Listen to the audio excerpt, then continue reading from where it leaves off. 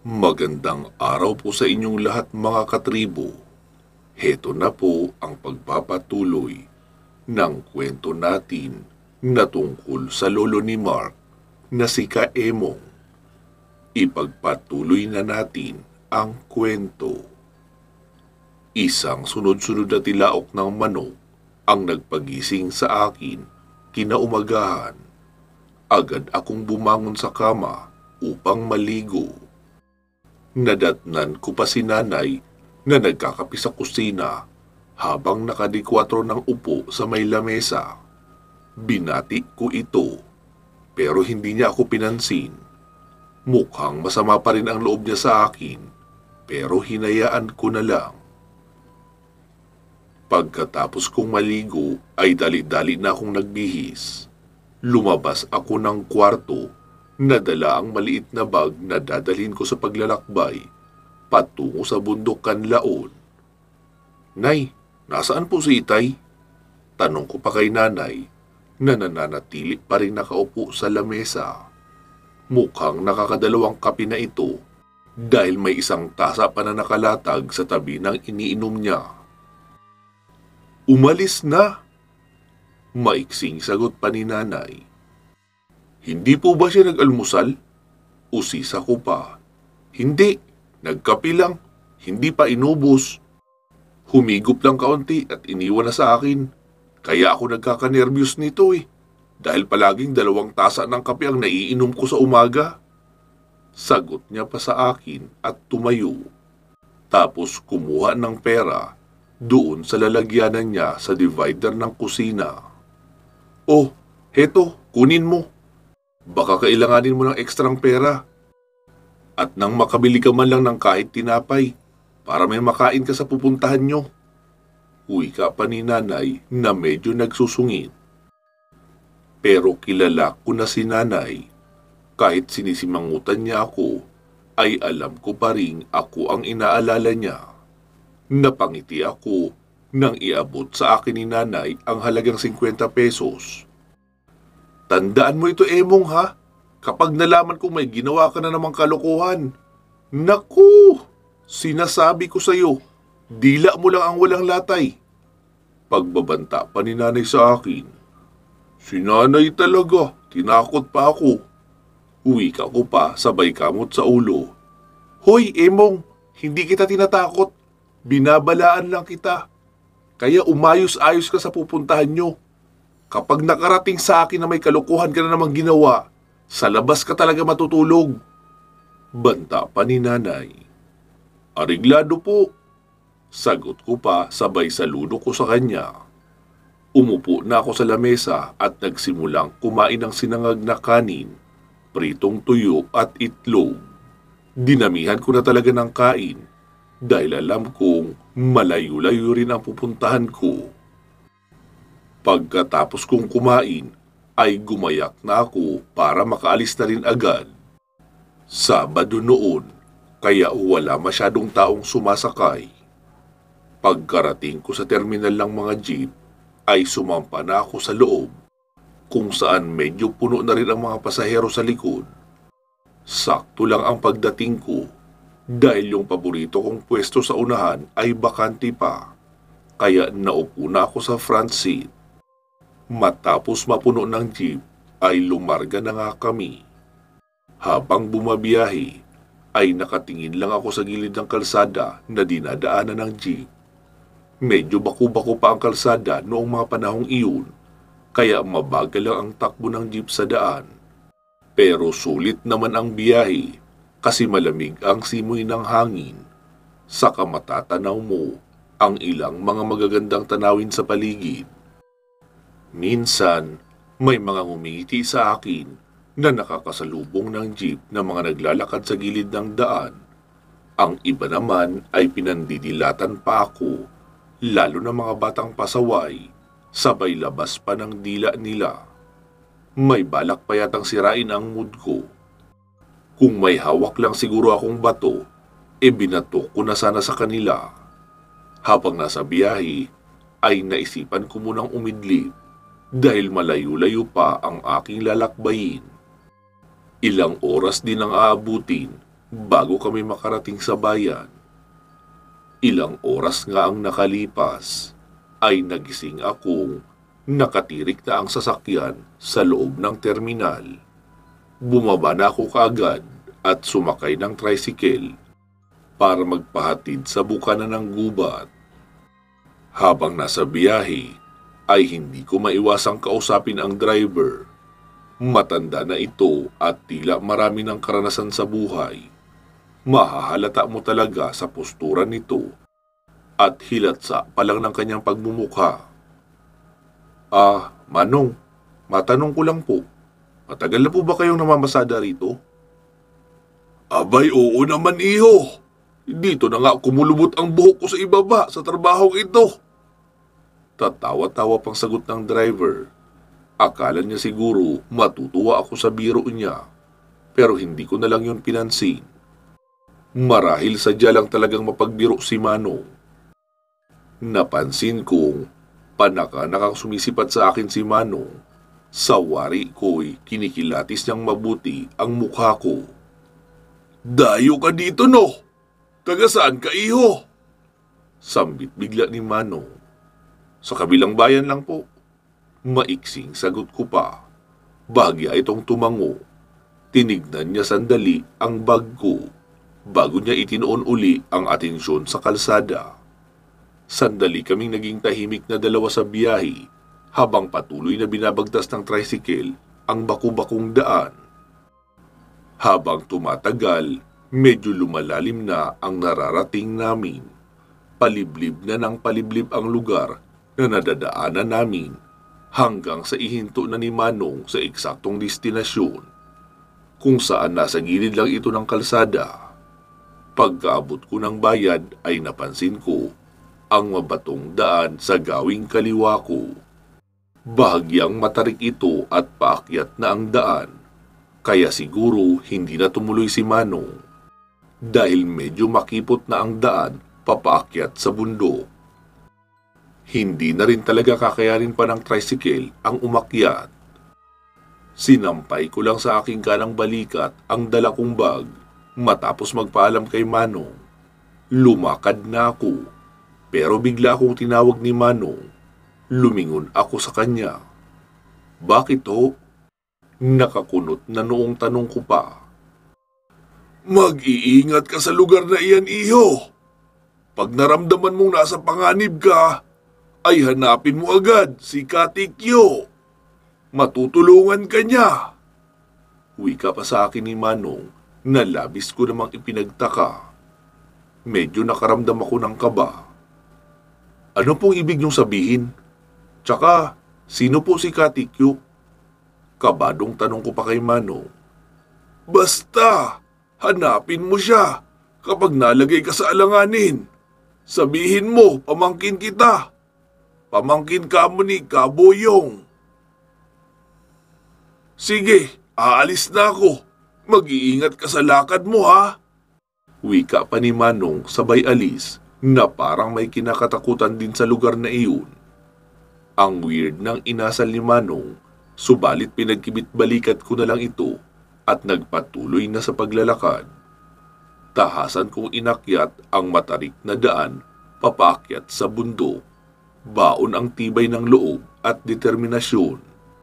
Ilang saglit pa ang lumipas ay nakaakyat na ako ng bundok at may ilang kabahayan na akong nabungaran.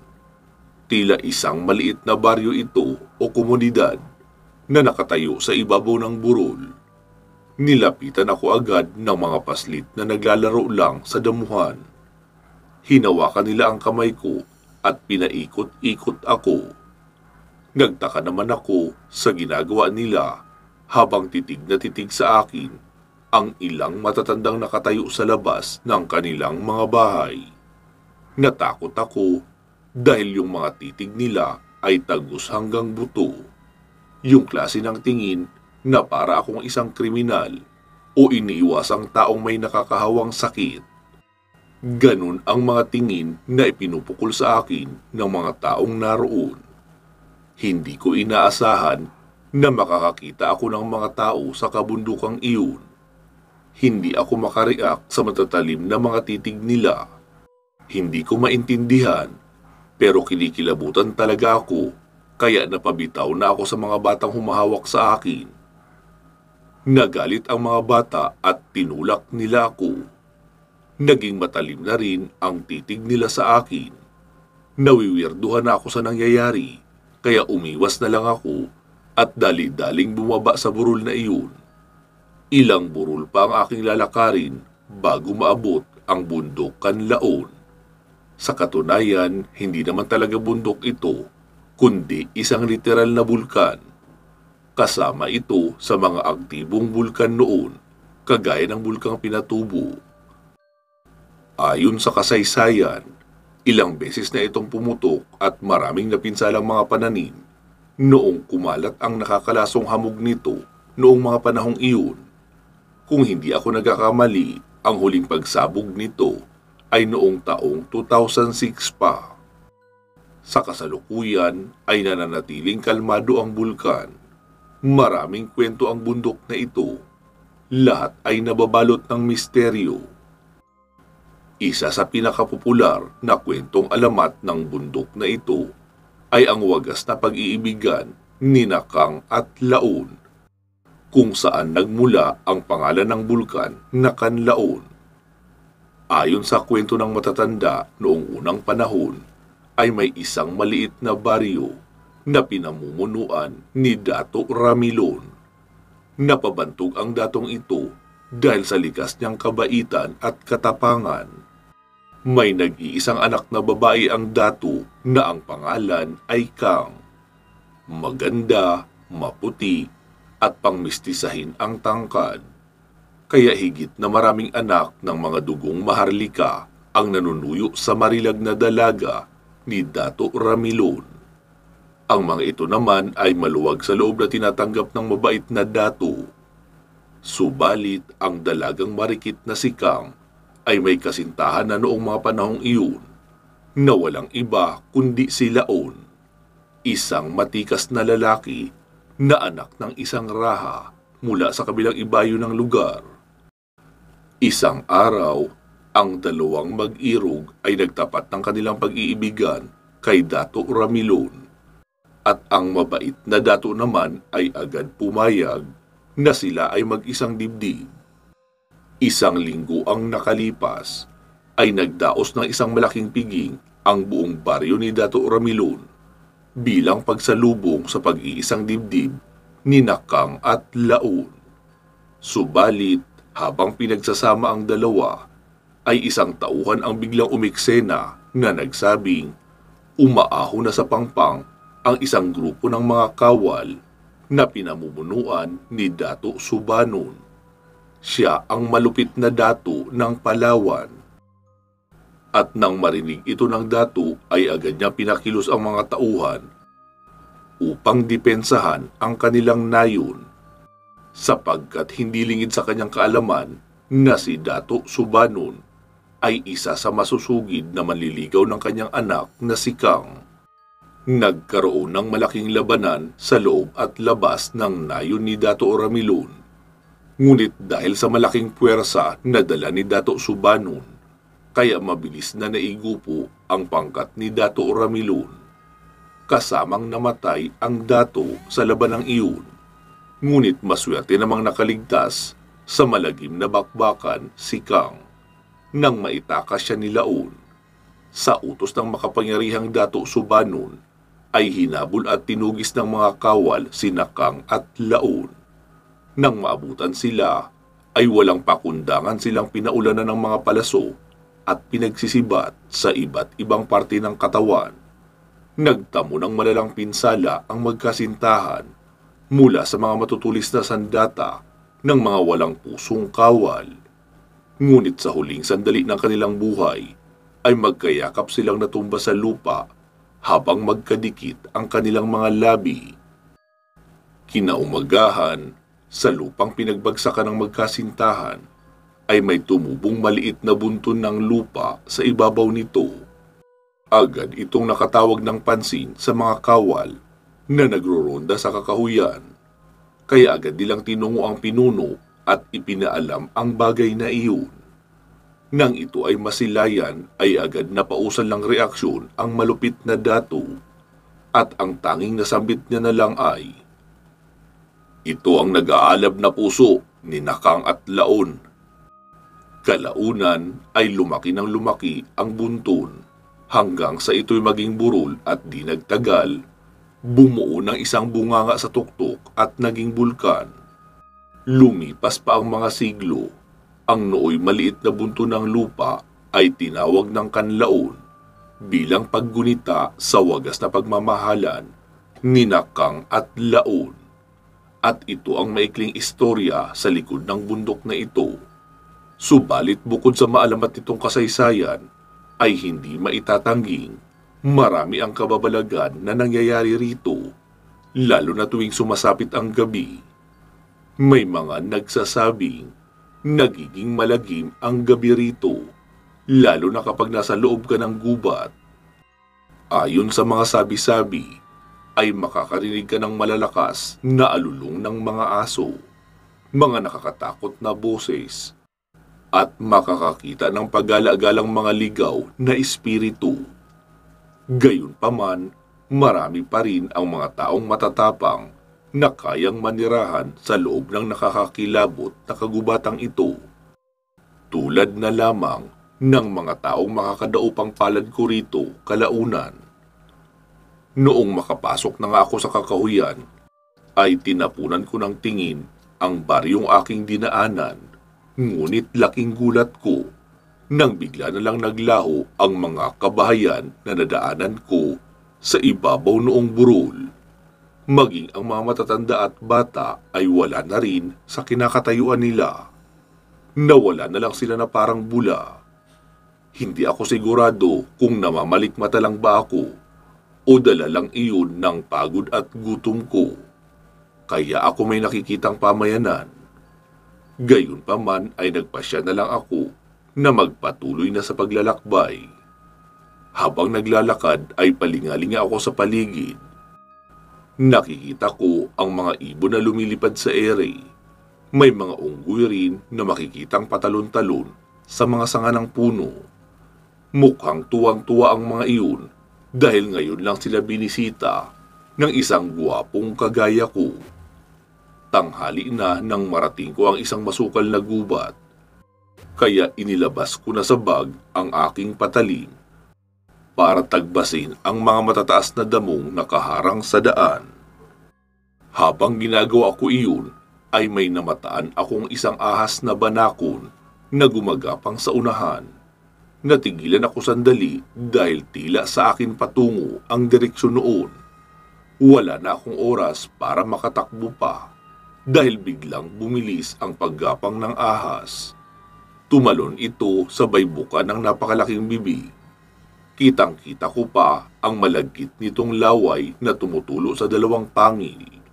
Nabuwal ako sa takot dahil siguradong makamandag iyon. Kaya sa oras din na iyon ay napag-isip-isip kong mukhang katapusan ko na. Walang ano-ano'y biglang may sumalo sa ulo noong ahas.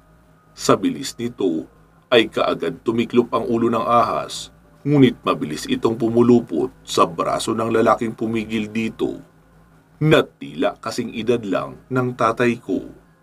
Napaatras ako sa gulat. Tinignan ako saglit ng lalaki bago pinulot ang patalim ko na nabitawan ko dahil sa takot. Dahan-dahan niyang hiniwa ang leeg noong ahas na kasing taba na nga ng braso niya. Pagkatapos ay sunod niyang tinagbas ang ulo nito.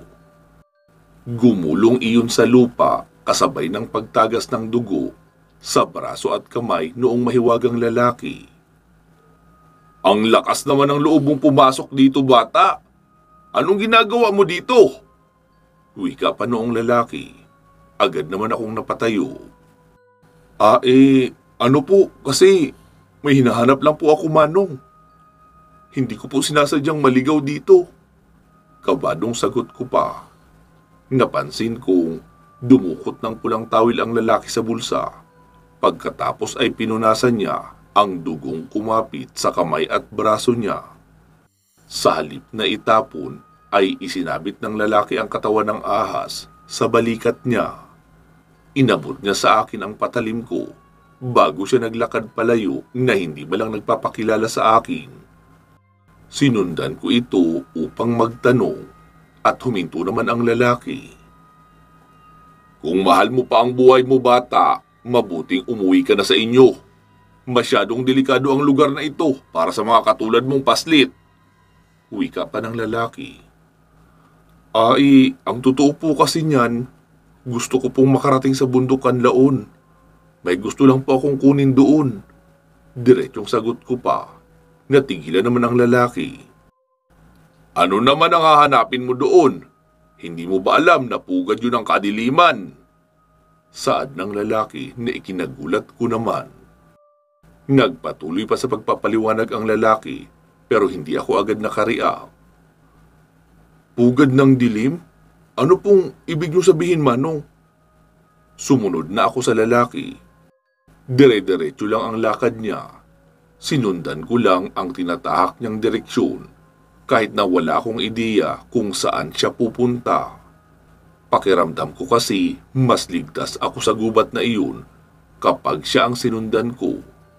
Sa itsura naman niya ay mukha naman siyang mabait at mapagkakatiwalaan. Kung masamang tao ito, malamang hindi niya na ako iniligtas mula sa ahas. Nakamuntikan ang kumitil ng aking buhay. Nakasuot lang ito ng pangkaraniwan at nakabuta, na sa unang tingin ay para lang siyang normal na magsasaka. Seryoso at hindi masyadong nagsasalita, kaya matagal bago niya ako sinagot. Balak mo bang kunin ang dignom? Biglang wika pa ng mahiwagang lalaki. Kumunot ang noo ko sa narinig. Ho? Dignom? Nagtatakang tanong ko pa. Iyon yung anting-anting na maraming beses nang pinagtangkaang kunin ng mga dayuhan na dumarayo sa lugar na ito. Paliwanag ng lalaki. Napaisip naman ako sa sinabi nito. Marahil, ito na siguro yung proteksyon na sinasabi sa akin ni Agum. Pero paano niya ito nalaman? Sabi ko na lang, may nakakuha na po ba sa anting-anting na yun, Manong? Sarkastiko namang tumawa ang lalaki, sabay tumingin sa akin ang nakakaloko. Nagpapatawa ka ba? Walang sino man ang nagtagumpay na makakuha sa bagay na iyon. Luba yung malakas at makapangyarihan. Kaya napakadelikado rin, lalo na sa mga pangkaraniwang tao. Litaniya pa sa akin ng lalaki. Hindi nagtagal ay narating namin ang isang kampo na nakatayo sa gitna ng gubat. Para itong isang kampo ng militar. Makikitang nakakalat ang mga baril na gawa sa matataas na kalibre. Nakalatag lang ito sa ibabaw ng mahabang lamesa na may nakabantay na 2 armadong lalaki. Nasa labas ng tent at ibang mga kubo ang mga kababaihan na abala sa kanilang mga gawain. Yung iba ay nagpapakondisyon ng baril at meron namang iba na nagluluto. Isang lalaking bigutilyo na may maskuladong katawan ang biglang lumapit sa amin. Sa tansya ko ay mga nasa mahigit 20 anyos pa lang ito at mukhang notorious din pagdating sa baril. Commander Tikyo, sino po yung batang kasama nyo? Tanong pa nung lalaki. Napatingin ako doon sa mahiwagang lalaki. Commander Tikyo? Tama, siya nga yung tinutukoy ni Manong Driver. Bulong ko sa sarili ko nang maalala ang sinabi ng tricycle driver na naghatid sa akin sa ibabang bahagi. Nakita ko lang paggala-gala yan sa kakahuyan. Mukhang naliligaw. Tikboy, bababa ba si Andrea mamaya? Gusto ko sanang pakiusapan na ihatid na rin ang batang ito sa bayan at pasakay ng jeep papauwi kung saang bayan man ito nakatira. Saad ni Commander Tikyo. Ay, opo Commander, maya-maya lang siguro gagayak na yun. Naubusan na rin kasi tayo ng rasyon. Tsaka, hindi na rin sasapat ang bigas natin sa kaban. Sagot ng lalaking si Tikboy. Sige, sabihin mo kina Leo at Martin na samahan si Andrea sa pagbaba. para may magbibitbit ng mga bibilhin.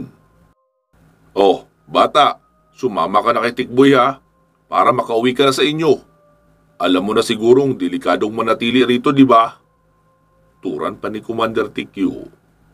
Napakakalmado ng trato nito sa akin at hindi man lang niya ako pinag-isipan ng masama na baka ginagamit lang ako ng militar bilang espiya. Normal na bata lang talaga ang tingin niya sa akin.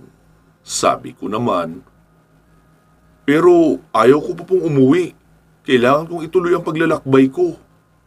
Tanggi ko pa kay Commander Tikyo, ngunit bigla itong sumenyas kay Tikboy. Kaya hinawakan ako noon sa kamay at hinila papunta sa isang kubol. Hindi na ako nakapalagpa sa lakas ng lalaking humila sa akin. Bago kami makapasok sa kubol ay nakita ko pang nagtungo si Commander Tikyo sa mga tauhan niyang nasa isang mesa na kasalukuyang nag-aayos ng mga baril at bala. Sa nakikita ko, mukhang isang makapangyarihang tao ang nag-ooperate sa grupong iyon sapagkat hindi biro ang mga baril na ginagamit nila. May matataas silang armas na kayang sumagupa sa ilang batalyon at bumangga sa mga tangke de gera ng mga militar. Palagay ko ay hindi lang si Commander Tikyo ang namumuno sa grupo, kundi may mas mataas pa sa kanya na talagang nagpapatakbo sa rebuilding grupong iyon. Mukhang pinaupo lang sa pwesto bilang pinuno si Commander Tikyo upang mapanatili ang kaayusan ng samahan. Malamang nasa loob ito ng gobyerno o di kaya isang organisasyon o malaking sindikato. Hindi kasi talaga biro ang mga kagamitan nila at baril sa pakikipagbakbakan. Siguradong mayroon silang malaking pondong nilalaan para kahit papaano ay tumagal ang samahang iyon. Pumasok kami ni Tikboy sa kubol na kasing lawak din yata ng bahay namin. May mga gamit ito sa loob na kung susumahin ay pawang mga kagamitan lamang na pang-ospital. May 2 palapag ang kubol, kaya masasabing hindi lang ito basta kubol, kundi para na rin itong malaking bahay sa gubat. Gawa nga lang iyon sa pinagtagpi-tagping kawayan at nipa. Ang bubong naman ay yari din sa nipa at may tila kisame na sawali para hindi masyadong tumagos ang init sa loob. May mga nakita akong nakahilirang lamesa sa bawat kanto na may nakalapag na mga garapon at mga bote. Puro gamot ang laman ng mga iyon kasi may tatak itong mga Red Cross. Sa isip ko, marahil ito ang nagsisilbing health infirmary nila para sa mga sugatang kasamahan. May napansin rin akong maliit na silid na natatakpan lang ng berdeng kurtina. Sa likod nito ay maririnig ang ilang boses ng kalalakihan na umiinda ng sakit. Halatang sugatan ang mga iyon. May nangyari sigurong bakbakan noong nakaraang araw o mga ilang araw na nakalipas. Umuungol sila na parang nakakadama ng matinding sakit. Hindi ko malang ito nasilip dahil pinaakyat na ako agad ni Tikboy sa taas. Pagdating namin sa 2 palapag ay bumungad ang isang magandang babae na nakabihis ng puti at may coat din na puti na parang palaging suot ng mga doktor. May bitbit itong heringgilya at nakasuot ng salamin. Maputi ito at matangos ang ilong, mahaba ang buhok at may maliit na nunal sa ilalim na bahagi ng ilong. Base sa reaksyon niya, halatang nagulat ito nang makita ako. Pinasok niya sa isang boteng walang laman ang heringgilya na nakalapag sa ibabaw ng lamesa. Tapos lumapit ito sa amin. Sa tansya ko ay nasa mid-20 pa lang ang babae. Mahahalata rin talaga ang kagandahan sa itsura niya kasi kahawig niya si Julia Barreto. Mukhang edukada at may kaya sa buhay. Nagtataka lang ako kung paano siya napadpad sa lugar na iyon. Siguro isa siyang nurse o medical volunteer na nakumbinsing sumama sa samahan ni Commander Tikyo. "Sino ang batang yan, Tikboy?" Tanong ng magandang babae kay Tikboy habang ito ay nakatitig sa akin. "Isang batang pasaway lang. Gusto ni Commander na isama mo siya pagbaba. Baka hinahanap na ito ng mga magulang niya. Kaya gusto ni Commander na maibaba na sa lalong madaling panahon. Magpasama ka rin daw sa dalawa para may tagabitbit ka." Hay, ano ba itong naisip ni Commander at isinama pa ang batang ito? Magiging dahilan pa yata ito para matunton ang kuta natin eh. Nauurat na wika pa ni Tikboy. "Ano ka ba, Tikboy? Kilala mo naman yun. Masyadong malambot ang puso pagdating sa mga bata." Saan naman ni Andrea? "Hay, nakakainis talaga." Humarap sa akin si Tikboy. "Hoy, bata, ito ang tatandaan mo. Kapag pinagsabi mo sa iba itong lugar namin, malalagot ka sa akin, pati ang buong pamilya mo. Ako mismo ang tatagtad ng bala dyan sa manipis mong katawan. Naiintindihan mo?" Pananakot pa sa akin ni Tikboy. Napatango lang ako dahil natakot rin talaga ako. "Ano ka ba naman, Tikboy? Huwag mo ang takutin ng bata." Saway naman ni Andrea kay Tikboy, sabay hampas sa braso nito. Pagkatapos ay bahagya itong lumuhod sa harapan ko. Hindi ako agad nakapagsalita nang titigan niya ako sa mga mata. Iyong tipo ng titig na para akong tutunawin. "Hi, ako nga pala si Andrea. Ikaw, anong pangalan mo at taga saan ka?" Nakangiting tanong pa ng dalaga, sabay inilahad ang kamay sa akin. Pero hindi ako nakareact kay Andrea. Ilang segundo akong natameme. Hindi ko maibuka ang aking bibig dahil sa hiya. Yung itsura ko ay parang adik na nanginginig ang mga labi, parang kinulang sa turo.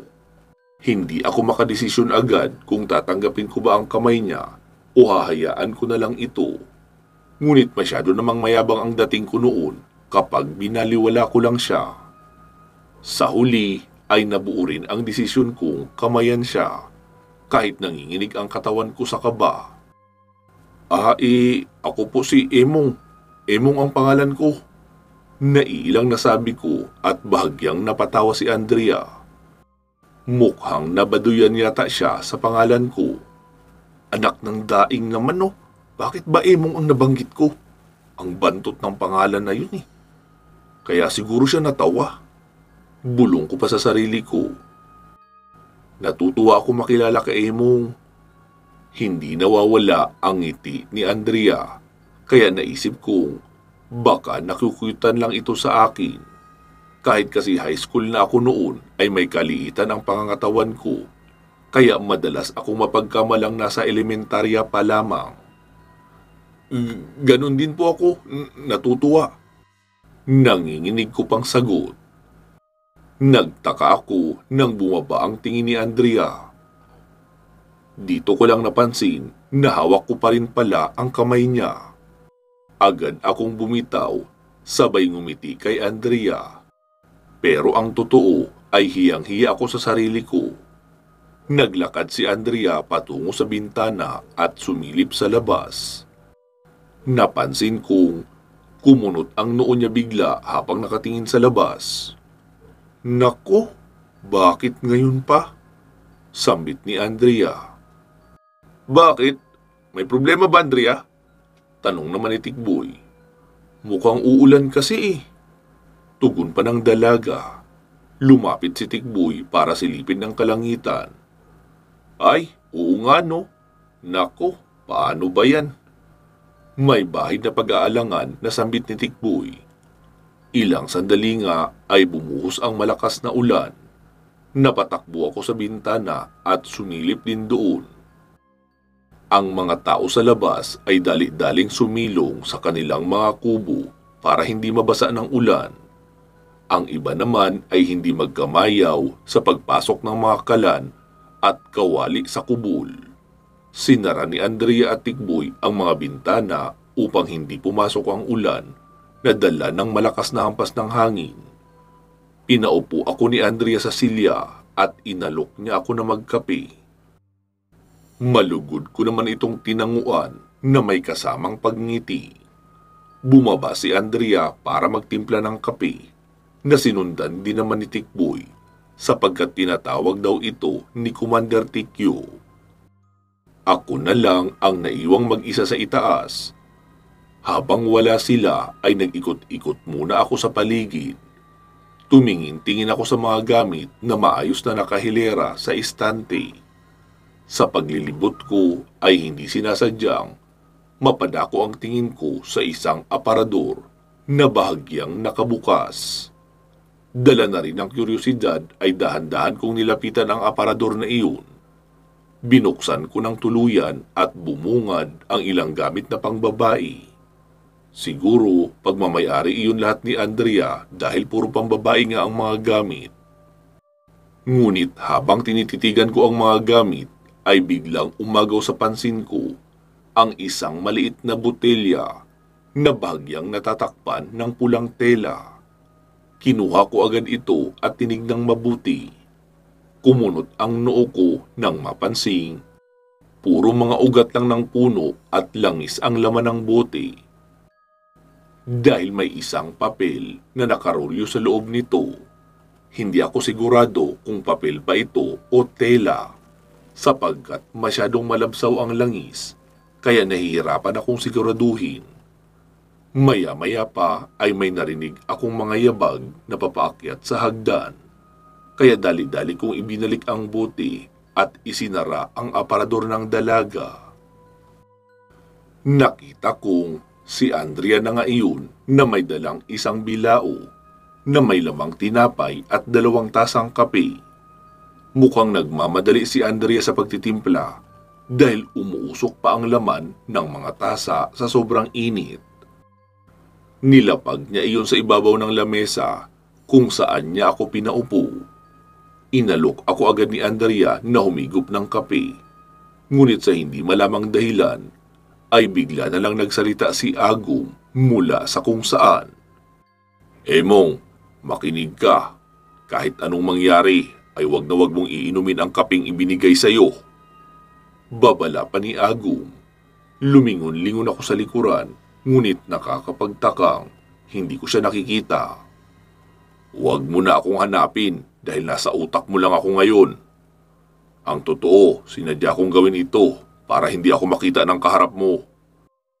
Pilitin mong huwag kang mabigla sa sasabihin ko. Ang babaeng kaharap mo ngayon ay isang busaw. Isa iyong uri ng aswang. Isa siyang kampo ng kadiliman na mahilig magnakaw ng bangkay o kumain ng mga taong malapit ng mamatay.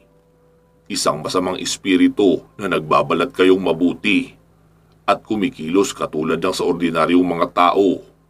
Naririnig nito ang hinagpis ng kamatayan sa gabi at naninirahan sa malalaking puno malapit sa mga sementeryo. Ito ay may matulis na ngipin, matatalas na mga kuko at mahabang dila. Mahusay sila sa panlalansi, kaya mag-iingat ka sa isang yan. Huwag kang basta-bastang magtitiwala at huwag palilin lang sa kanyang ganda. Humanda ka, baka gamitan ka niya ng kanyang mapanlinlang na mga mata. Mahabang paliwanag pa ni Agum sa akin. Nanlaki ang mga mata ko at nanginig ang aking katawan sa takot na agad namang napansin ni Andrea. Ayos ka lang ba, Emong? May bahid ng pag-aalalang tanong pa sa akin ng dalaga. Ayos lang ako, oo. Wala to. Medyo nilalamig lang ako ngayon. Sobrang ginaw kasi dito eh. Palusot ko pa sa kanya. Kung ganun pala, edi humigop ka na ng kape. Para naman mainitan ang sikmura mo. Wika naman ni Andrea. Tila nawalan ako ng lusot na hindi inumin ang kape. Nadulas kasi ako sa ginamit kong palusot na nilalamig ako. Kaya tamang-tama talaga na sabihin na iyong kape ang solusyon doon. Utang na loob, Emong. Huwag kang magkakamaling inumin yan. Nilalansi ka lang niya. Huwag mo siyang pakinggan. Subukan mong hawakan ang ilalim ng baso at dito mo malalaman na nagsasabi ako ng totoo. Pero huwag kang magpapahalata. Utos pa sa akin ni Agum. Kaya sinunod ko ito at hinawakan ang ilalim na parte ng baso gamit ang kaliwang kamay. Laking gulat ko sa aking natuklasan. Napakalamig ng ilalim noong tasa, samantala umuusok ang ibabaw. Kaya napapatanong tuloy ako sa isip ko kung totoong usok ba ang nakikita ko o dahil lang sa panlilinlang na ginagawa sa akin, kaya ko nakikitang umuusok. Kasi kung iisiping mabuti, ay parang may nakalubog na yelo sa loob ng hawak kong tasa. Ganon iyon kalamig. Sinuri kong maigi ang kape at patuloy pa rin iyong umuusok. Dahil doon ay napagtanto kong totoo nga ang sinasabi ni Agum, kaya ang ginawa ko ay dahan-dahan kong nilapag ang tasa sa bilao sa paraang hindi kahina-hinala sa paningin ni Andrea. Pansamantala muna natin puputulin dito ang ating kwento tungkol sa pakikipagsapalaran ni Kaemong. Magsama-sama po tayong muli sa karugtong nito. Mag-iingat po kayo palagi. At hanggang sa muli.